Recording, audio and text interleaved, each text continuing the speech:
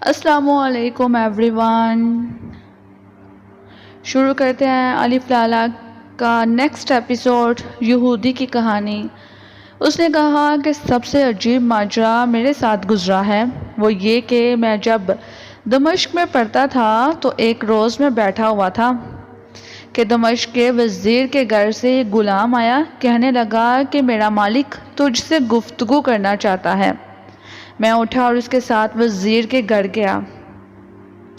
جب میں اندر داخل ہوا تو دیکھا کہ محل کے صدر میں صنوبر کا ایک تخت پڑا ہوا ہے جس پر سونے کے پتر چڑھے ہوئے ہیں اور اس پر ایک بیمار لیٹا ہوا ہے، اور وہ ایک جوان ہے اور اس سے زیادہ خوبصورت جوان دیکھنے میں نہیں آیا ہے۔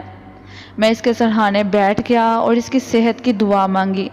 اس نے اپنی آنکھ کے اشارے سے جواب دیا۔ میں نے کہا، اے آقا، اپنا ہاتھ مجھے دے، خدا تجھے صحت عطا کرے۔ اس نے اپنا بایاں ہاتھ نکال کر دیا۔ اس پر مجھے تعجب ہوا اور میں اپنے دل میں کہنے لگا کہ خداوند، یہ عجیب بات ہے کہ یہ جوان اتنا خوبصورت اور اتنے بڑے گھرانے کا اور اسے تمیز ہی نہیں ہے۔ یہ عجیب و غریب بات ہے۔ اب میں نے اس کی نبض دے کر اسے نسخہ لکھ دیا اور 10 دن تک میرا آنا جانا اس کے یہاں رہا، یہاں تک کہ وہ اچھا ہو گیا اور حمام گیا اور غسل کر کر نکلا۔ وزیر نے مجھے ایک خوبصورت خلعت عطا کی اور مجھے اس شفا خانے کا رئیس بنا دیا جو دمشق میں تھا۔ ایک دن جب میں اس جوان کے ساتھ حمام گیا اور اس نے کپڑے اتارے تو کیا دیکھتا ہوں کہ اس کا داہنا ہاتھ کٹا ہوا ہے، اور یہ حال کا واقعہ ہے، اور اس کی بیماری کا یہی سبب تھا۔ یہ دیکھ کر مجھے بڑا تعجب ہوا اور اس پر میرا دل کڑنے لگا۔ اب میری نظر اس کے بدن پر پڑی تو میں نے دیکھا اس پر کوڑے کے نشان ہیں اور اس وجہ سے وہ تیل کی مالش کرواتا تھا۔ اس پر میں پریشان تھا اور پریشانی کے آثار میرے چہرے سے نمایاں تھے۔ جوان نے مجھے دیکھا اور سمجھ گیا کہ مجھ پر کیا گزری ہے، اور کہنے لگا کہ اے نامور حکیم، میری حالت پر تعجب مت کر۔ حمام سے نکل کر میں اپنی آپ بیتی تجھ سے بیان کروں گا۔ جب ہم حمام سے نکل کر گھر آئے اور کھانا کھا کر آرام کرنے لگے تو جوان نے کہا، آیا تو بالا خانے کی سیر کرنا چاہتا ہے کیا؟ میں نے کہا کہ ہاں۔ اس نے غلاموں کو حکم دیا کہ فرش اوپر لے چلیں اور ایک میمنہ تال کر لائیں اور کچھ میوے لائیں۔ غلام میوے لائے اور ہم دونوں نے کھائے، لیکن اس نے بائیں ہاتھ سے کھایا۔ اب میں نے اسے کہا کہ اپنا ماجرا بیان کر۔ اس نے کہا کہ اے نامور حکیم، میں موصل کا رہنے والا ہوں۔ جب میرے دادا کا انتقال ہوا تو اس کے 10 بیٹے تھے، اور منجملہ ان کے میرا باپ اے حکیم سب سے بڑا تھا۔ جب وہ جوان ہوئے تو انہوں نے شادیاں کی اور اپنے باپ سے میں پیدا ہوا، لیکن باقی 9 بھائیوں کے کوئی اولاد نہ ہوئی۔ اب میں بڑا ہوا اور میرے چاچاؤں کو نہایت خوشی تھی۔ جب میں بالغ ہوا تو ایک دن کا واقعہ ہے کہ میں اپنے والد کے ساتھ موصل کی جامع مسجد میں آ گیا۔ جمعے کا دن تھا اور جمعے کی نماز پڑھ کر لوگ جا چکے تھے، لیکن میرے والد اور چچا بیٹھ کر ملکوں اور شہروں کے عجائبات کا ذکر کرنے لگے، یہاں تک کہ مصر کا ذکر ہونے لگا۔ میرے چاچاؤں نے کہا کہ مسافروں کا بیان ہے کہ مصر اور نیل سے زیادہ خوبصورت جگہ دنیا بھر میں نہیں ہے۔ جب میں نے یہ سنا تو میرے دل میں مصر کا شوق پیدا ہو گیا۔ میرے والد کہنے لگے کہ جس نے مصر نہیں دیکھا اس نے دنیا میں کچھ نہیں دیکھا۔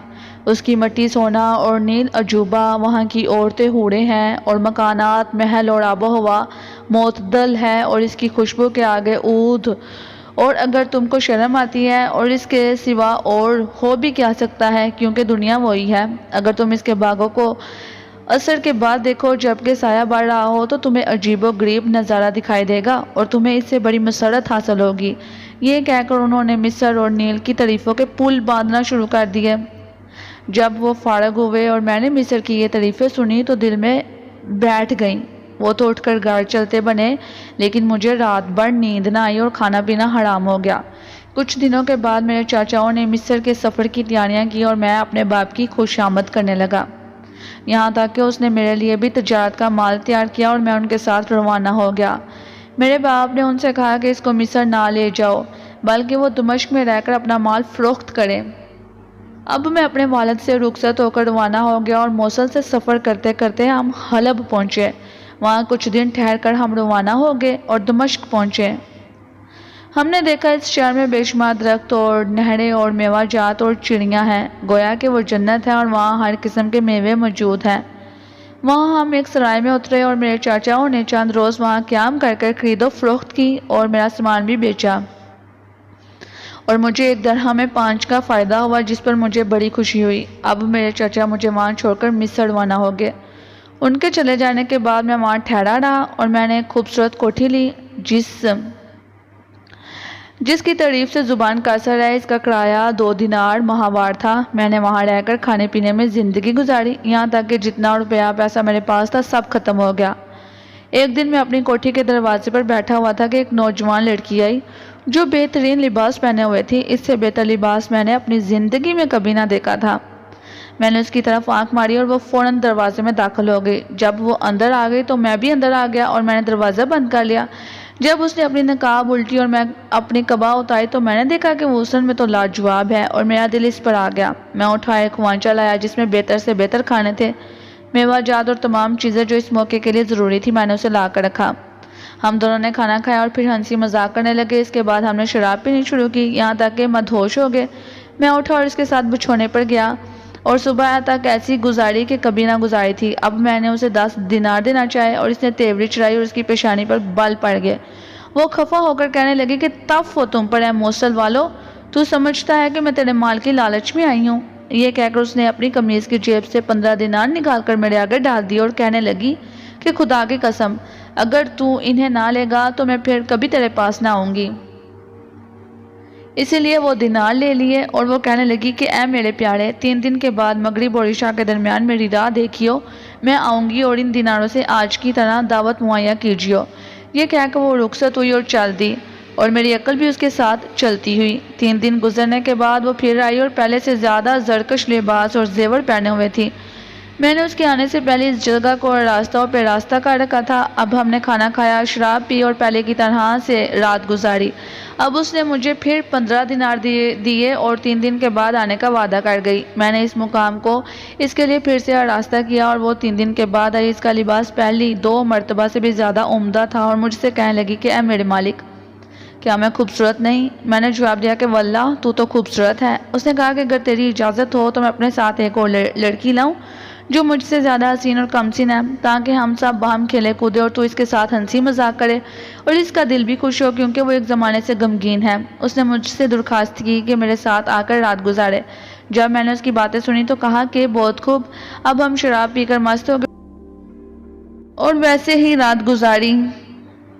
پھر اس نے مجھے 15 دینار نکال کر دیے کہ دوسری لڑکی کی خاطر جو میرے ساتھ آئے گی اس جگہ کو اور زیادہ آراستہ اور پیراستہ کیجیو۔ یہ کہہ کر وہ چلے گئی اور میں نے چوتھے دن دستور کے موافق مکان کو سجایا۔ مغرب کے بعد وہ آئی اور اس کے ساتھ ایک اور تھی جو قبا میں لپٹی ہوئی تھی۔ دونوں آئیں اور بیٹھ گئی۔ مجھے اس پر بڑی خوشی ہوئی۔ میں نے موم بتیاں جلائی اور کشادہ پیشانی سے ان سے ملا۔ وہ اٹھی، انہوں نے اپنے کپڑے اتارے۔ جب نئی لڑکی نے اپنا منہ کھولا تو میں نے دیکھا کہ 14ویں رات کا چاند ہے۔ میں نے ایسا چہرہ کبھی نہیں دیکھا تھا۔ اب میں اٹھ کر ان کے لیے کھانا اور شراب لایا۔ ہم سب نے کھایا پیا اور میں نئی لڑکی کے منہ میں نوالے دیتا اور اس کے لیے پیالہ بھرتا اور اس کے ساتھ شراب پیتا۔ اس لیے پہلی لڑکی دل ہی دل میں رشک کھانے لگی۔ اس نے کہا خدا کی قسم بتا کہ یہ لڑکی مجھ سے زیادہ حسین نہیں ہے؟ میں نے کہا کہ ہاں واللہ۔ اس نے کہا کہ میرا دل چاہتا ہے کہ تو اس کے ساتھ سو۔ میں نے کہا کہ بسرو چشم۔ اب وہ اٹھی اور ہم دونوں کے لیے بچھونا بچھایا اور میں اس لڑکی کے پاس گیا اور صبح تک سویا۔ جب میں جاگا تو میں نے دیکھا کہ میں پانی میں نہایا ہوا ہوں اور مجھے خیال ہوا کہ پسینہ آیا ہوگا۔ میں بیٹھ گیا اور لڑکی کو جگانے لگا۔ اس کے کندھے ہلائے تو اس کا سر تکیے پر سے گر پڑا۔ اس سے میرے حواس جاتے رہے اور میں چلایا اور کہنے لگا کہ پردہ پوش میرا پردہ رکھیو، کیونکہ میں نے اسے ذبح ہوا پایا۔ اب میں اٹھا اور دنیا میری آنکھوں کے آگے تاریک تھی اور میں نے اپنی پرانی دوست کو ڈھونڈا مگر اس کو نہ پایا۔ مجھے معلوم ہوا کہ ہو نہ ہو اسی نے حسد کی وجہ سے اس لڑکی کی گردن کاٹ ڈالی ہے۔ میں نے کہا کہ لا حول ولا قوت الا باللہ العلی العظیم۔ اب میں کیا کروں؟ تھوڑی دیر تک سوچنے کے بعد اٹھا اور کپڑے اتار کر آنگن کے بیچ میں ایک گڑھا کھودا اور لڑکی کو بما اس کے زیور کے لے کر اس میں ڈال دیا اور اوپر سے اسے مٹی اور پتھروں سے پاٹ دیا۔ نہا دھو کر صاف کپڑے پہن کر اور باقی مال لے کر گھر سے نکلا اور اس میں کفر ڈال دیا۔ کوٹھی کے مالک کے پاس ہمت کر کے گیا اور اسے 1 سال کا کرایہ دے کر کہا کہ میں چاچاؤں کے پاس مصر جا رہا ہوں۔ یہ کہہ کر میں مصر چلا گیا اور اپنے چاچاؤں سے ملا۔ وہ مجھے دیکھ کر بہت خوش ہوئے، وہ تجارت کا مال بیچ چکے تھے۔ انہوں نے مجھ سے آنے کا سبب پوچھا۔ میں نے جواب دیا کہ تم لوگوں سے ملنے کو جی چاہتا تھا، مگر میں نے ان سے یہ نہ کہا کہ میرے پاس اب تک کچھ دام باقی ہیں۔ میں 1 سال تک ان کے ساتھ رہا اور مصر اور اس کے نیل کی سیر کی اور جو دام میرے پاس تھے ان کو خرچ کیا اور خوب کھایا پیا۔ جب میرے چاچا چلنے لگے تو میں بھاگ کر چھپ گیا۔ انہوں نے خیال کیا کہ میں دمشق چلا گیا ہوں گا۔ جب وہ چلے گئے تو میں نکلا اور 3 سال اور مصر میں گزارے، یہاں تک کہ اب میرے پاس کچھ باقی نہ رہا۔ میں ہر سال دمشق کی کوٹھی والے کے پاس کوٹھی کا کرایہ بیچتا تھا، مگر 3 سال کے بعد میری حالت اتنی نازک ہو گئی کہ میرے پاس سوائے 1 سال کے کرایے کے اور کچھ نہ تھا۔ اسی لیے میں وہاں سے روانہ ہو کر دمشق پہنچا اور اس کوٹھی میں اترا۔ کوٹھی کا مالک مجھے دیکھ کر بہت خوش ہوا۔ میں نے دیکھا کہ تمام کمرے ویسے ہی بند ہیں جیسے میں نے بند کر کے گیا تھا۔ میں نے انہیں کھول کر اپنی ضرورت کی چیزیں نکالی۔ اب میں کیا دیکھتا ہوں کہ اس فرش کے نیچے جس پر اس رات اس لڑکی کے ساتھ سویا تھا اور جو ذبح کر دی گئی تھی، ایک سونے کا توق پڑا ہوا تھا جس میں ہیرے جواہرات جڑے ہوئے تھے۔ میں نے اسے اٹھا لیا اور ذبح ہوئی لڑکی کا خون لگا ہوا تھا اسے پہنچا اور سوچنے اور تھوڑی دیر تک رونے لگا۔ 2 دن رہنے کے بعد تیسرے دن میں حمام گیا، کپڑے بدلے اور چونکہ میرے پاس بالکل دام نہ رہے تھے، میں بازار گیا اور شیطان نے میرے دل میں وسوسہ ڈالا تاکہ قضاء و قدر کا حکم نافذ ہو۔ میں جواہرات کا ہار لے کر بازار گیا اور دلال کے حوالے کیا۔ وہ مجھے مکان والے کے پاس بٹھا کر چلتا ہوا اور جب بازار گرم ہوا تو بغیر میرے جانے اس نے خفیہ آواز لگائی۔ ہار پر 2000 دینار دام لگے ہوئے تھے۔ دلال میرے پاس آیا اور کہنے لگا یہ لڑی تانبے کی ہے، جھوٹی ہے اور یورپ کی بنی ہوئی ہے اور اس کی 1000 دام سے زیادہ نہیں ملتے۔ میں نے کہا ہاں، اسے ہم نے ایک عورت کا مذاق اڑانے کے لیے بنوایا تھا اور یہ میری بیوی کی میراث میں ملا ہے۔ میں اسے بیچنا چاہتا ہوں۔ جا اور 1000 درہم لے آ۔ اب شہرزاد کو صبح ہوتی دکھائی دی اور اس نے وہ کہانی بند کر دی جس کی اسے اجازت ملی تھی۔ 29ویں رات۔ جب 29ویں رات ہوئی تو اس نے کہا کہ اے نیک بخت بادشاہ، جب میں نے دلال سے کہا کہ 1000 درہم لے آؤ تو اسے شعبہ ہوا اور وہ ہار کو لے کر بازار کے رئیس کے پاس گیا، اسے دیا۔ وہ اسے لے کر حاکم کے پاس گیا اور کہنے لگا یہ ہار میرے یہاں سے چوری کیا گیا ہے اور چور کا پتہ ہم نے لگا لیا ہے اور وہ سوداگر کے لڑکے کے لباس میں ہے۔ مجھے اس کی خبر نہ تھی کہ سپاہیوں نے آ کر مجھے گھیر لیا اور لے جا کر حاکم کے سامنے پیش کر دیا۔ حاکم نے مجھ سے اس ہار کے بارے میں دریافت کیا اور میں نے اسے وہی کہا جو دلال سے کہا تھا۔ حاکم اس پر ہنسا اور کہنے لگا یہ سچ نہیں ہے۔ ابھی مجھے اس کی خبر نہ ہونے پائی تھی کہ انہوں نے میرے کپڑے اتار کر مجھے کوڑے مارنے شروع کر دیے۔ مار کی تکلیف کی وجہ سے میں نے کہا ہاں میں نے چرایا ہے۔ میں اپنے دل میں کہتا تھا کہ بہتر ہے کہ میں کہوں کہ میں نے چرایا ہے بنسبت اس کے کہ میں کہوں کہ اس کی مالکہ میرے گھر مری پڑی ہے، ورنہ وہ مجھے قتل کر دیں گے۔ انہوں نے قلم بند کر لیا کہ میں نے چرایا ہے اور میرا ہاتھ کاٹ ڈالا اور زیتون کے تیل سے داغ دیا۔ اس پر میں بے ہوش ہو گیا۔ انہوں نے مجھے شراب پلائی یہاں تک کہ مجھے ہوش آیا۔ میں اپنا ہاتھ لے کر اپنی کوٹھی آ گیا۔ کوٹھی والے نے مجھے دیکھ کر کہا چونکہ تیرے ساتھ یہ واقعہ پیش آیا ہے میری کوٹھی خالی کر دے اور کسی دوسری جگہ جا کر رہ، کیونکہ تجھ پر چوری کا الزام ہے۔ میں نے اسے کہا میرے آقا 2-3 روز مجھے رہنے دو تاکہ میں کوئی جگہ تلاش کر لوں۔ اس نے جواب دیا اچھا، اور مجھے چھوڑ کر چلا گیا۔ میں بیٹھا رو رہا اور اپنے دل میں کہہ رہا تھا یہ کٹا ہوا ہاتھ لے کر میں کس طرح اپنے خاندان کے پاس جاؤں گا اور یہ کس طرح سے جانیں گے کہ میں بے جرم ہوں۔ کاش کہ خدا کوئی سبیل پیدا کر دے۔ یہ کہہ کر میں زار زار رونے لگا اور کوٹھی والے کے چلے جانے کے بعد مجھ پر سخت غم طاری ہوا اور 2 دن پریشانی میں گزرے۔ تیسرے روز بغیر میرے علم کے گھر کا مالک چند سپاہیوں اور بازار کے رئیس کو لے کر میرے پاس پہنچا اور یہ دعویٰ کیا کہ میں نے ہار چرایا ہے۔ میں نے باہر آ کر ان سے سارا ماجرا بیان کیا، لیکن انہوں نے مجھے ذرا مہلت نہ دی اور میری مشقیں باندھ دی اور میری گردن میں زنجیر ڈال دی اور مجھ سے کہنے لگے کہ جو ہار تیرے پاس تھا وہ دمشق کے سابقہ ہے جو اس کا وزیر اور حاکم ہے۔ ثابت ہوا ہے اور بیان کیا جاتا ہے کہ یہ ہار بما اس کی بیٹی کے 3 سال ہوئے کہ غائب ہو گیا تھا۔ جب میں نے یہ باتیں سنی تو میرا دل بیٹھ گیا اور میں دل ہی دل میں کہنے لگا کہ اب میری جان گئی۔ اب میرے لیے سوائے اس کے چارہ نہیں کہ میں وزیر سے اپنا سارا قصہ بیان کر دوں، چاہے معاف کر دے۔ جب ہم وزیر کے پاس پہنچے تو اس نے مجھے اپنے سامنے کھڑا کیا اور مجھے کنکھیوں سے دیکھنے لگا اور حاضرین سے کہا کہ تم نے اس کا ہاتھ کیوں کاٹا ہے؟ کیونکہ وہ بے جرم ہے اور تم نے اس پر ظلم کیا ہے کہ اس کا ہاتھ کاٹ ڈالا۔ جب میں نے یہ باتیں سنی تو میرا دل مضبوط ہو گیا اور میری طبیعت بحال ہو گئی۔ میں نے کہا کہ اے میرے سردار، خدا کی قسم میں چور نہیں ہوں، لیکن ان لوگوں نے یہ بری تہمت مجھ پر لگائی ہے اور بیچ بازار میں میرے کوڑے لگائے ہیں اور مجھے مجبور کیا ہے کہ میں اقرار کروں، اس لیے میں اپنے ضمیر کے خلاف جھوٹ بولا ہوں اور چوری کا اقرار کیا ہے، اگرچہ میں بے جرم ہوں۔ وزیر نے کہا کہ تجھے کوئی نقصان نہیں پہنچے گا۔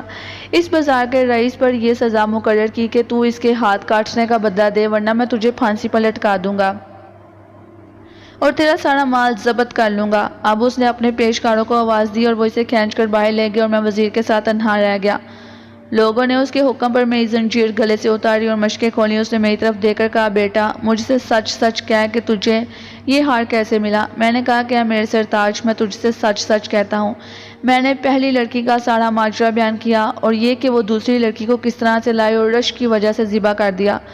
الغرض میں نے سارا کچا چٹھا اس سے کہہ دیا۔ جب اس نے میری باتیں سنی تو اپنے سر کو جنبش دی اور دائیں ہاتھ کو بائیں ہاتھ پر مارا اور اپنے رومال کو منہ پر رکھ کر رونے لگا۔ پھر وہ میری طرف مخاطب ہو کر کہنے لگا، بیٹا سن، بڑی لڑکی میری بیٹی تھی اور میں اس پر سخت پیارا رکھتا تھا۔ جب وہ بالغ ہوئی تو میں نے اس کی شادی مصر میں اپنے چچیرے بھائی سے کر دی تھی۔ جب وہ فوت ہو گیا تو وہ پھر میرے پاس لوٹ آئی، مگر اس مدت میں وہ مصر کی عورتوں سے تمام برائیاں سیکھ آئی تھی۔ وہ 4 مرتبہ تیرے پاس گئی اور چوتھی مرتبہ اپنی چھوٹی بہن کو لے گئی۔ دونوں سگی بہنیں تھیں اور ایک دوسرے سے بہت محبت رکھتی تھیں۔ جب بڑی کے ساتھ یہ واقعہ پیش آیا تو اس نے اپنا راز چھوٹی بہن سے کہا اور چھوٹی بہن نے بھی اس کے ساتھ جانے کی خواہش ظاہر کی۔ جب دونوں گئی تو بڑی اکیلی لوٹی اور میں نے پوچھا کہ دوسری بہن کہاں ہے، لیکن اس کے اوپر وہ زار زار رونے لگی، مگر اس نے میرے پیچھے ماں سے کہا کہ اس نے اپنی بہن کو کس طرح سے ذبح کر ڈالا ہے۔